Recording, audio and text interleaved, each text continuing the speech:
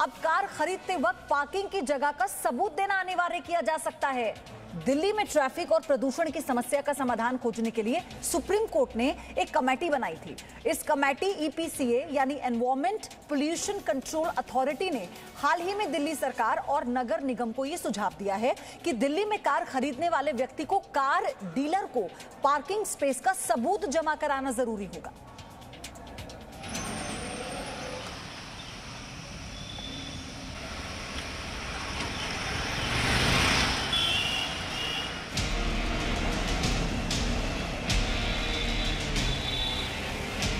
देश की राजधानी दिल्ली में पार्किंग एक खोज है।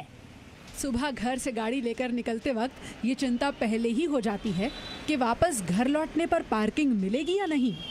मैं गाड़ी आगे पीछे करे जा रहा हूँ सिर्फ एक ही गली में, और जहाँ मैं लगाने की कोशिश करता हूँ वहीं से कोई ना कोई बाहर आ जाए, निकल जाता है कि नहीं ये हमारी पार्किंग है।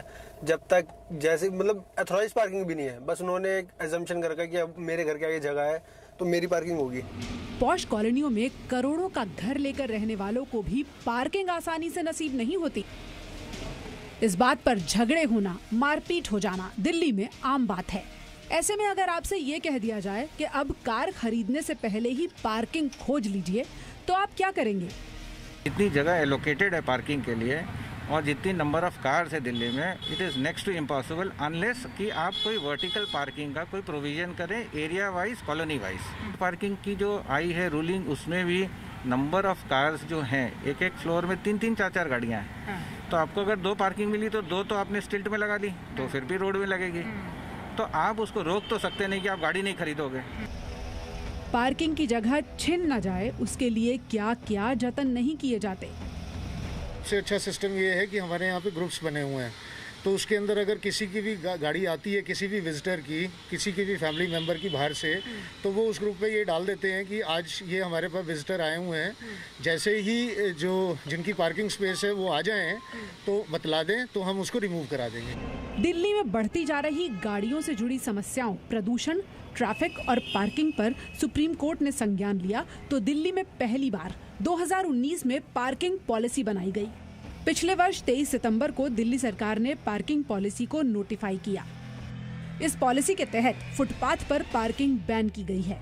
अगर सड़क पर गाड़ी पार्क की जाती है तो उसके दाम ऑफ रोड पार्किंग से कई गुना ज्यादा होंगे। नगर निगम से कहा गया कि वो रिहायशी इलाकों में पार्किंग की व्यवस्था करे। पार्किंग स्पेस के बदले लोगों से पार्किंग चार्ज लेने की भी बात हुई। चौराहों, गोल चक्कर और ट्रैफिक सिग्नल के 25 मीटर के दायरे में पार्किंग की इजाजत नहीं दी जाएगी। मल्टी लेवल पार्किंग या दूसरे पार्किंग लॉट से लोगों को शटल सर्विस देने की योजना बनाई गई। योजना ये भी है कि मल्टी लेवल पार्किंग का रेट सरफेस पार्किंग यानी सड़क पर मौजूद पार्किंग के मुकाबले 1/3 रखा जाए। अब लोग पूछ रहे हैं कि अगर गाड़ी घर के नीचे खड़ी नहीं होगी तो इमरजेंसी होने पर क्या करेंगे? योजना बनाने वाली ईपीसीए इसे लागू करने पर अड़ी है, जबकि नगर निगम अभी इसके लिए तैयार नजर नहीं आते। ये जो जगह बनाए जाएंगे उसको जमीन पर डिमार्केट करना पड़ेगा, क्योंकि अगर आपको लीगल पार्किंग के बारे में पता ही नहीं हो तो आप प्रूफ कैसे देंगे?